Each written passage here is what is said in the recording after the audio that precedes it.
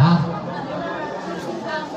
แม่แม่ข้าเพิ่งนอต่อยอดมาอีก50,000 กีบเอาสาธุอันนี้ไม่ออก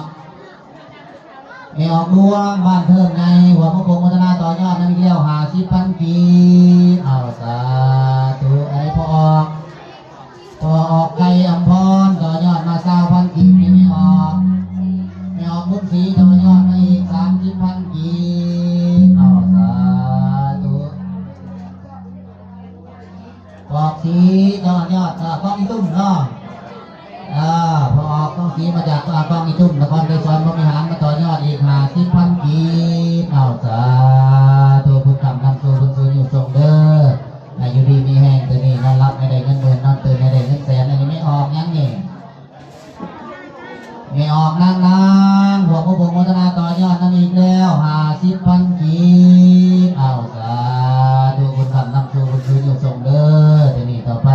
ให้มีแต่ความสุขความเจริญเอามาผู้ใดยังประทับในต่อยอดมาพี่เด้อนอนเอาทุกขาที่ต่อน้ำบัด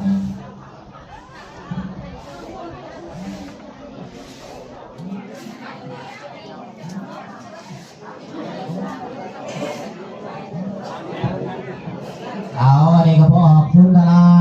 เนาะวนาโยธาก็ห้าก็ว่าพงวัฒนาต่อยอดน้ำอีกเนาะ100,000 กีบเอาสาธุ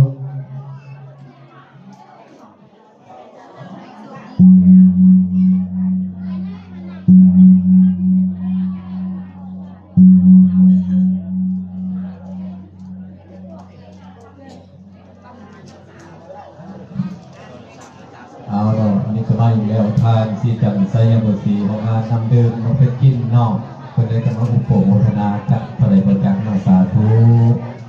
อันนี้ไม่ออกอย่างนอกไม่ออกคนมีนะบ้านโพไซต่อยอด10,000 กีบนอกอันนี้ไม่ออกจานดาวมาต่อยอดอีก20,000 กีบนอกสาธุนอกอันนี้กับทางคำหมายจันทร์พักสมานอดีตเลขาพักเมืองเจ้าเมืองกรันไซพร้อมด้วยครอบครัวจำนวนเงิน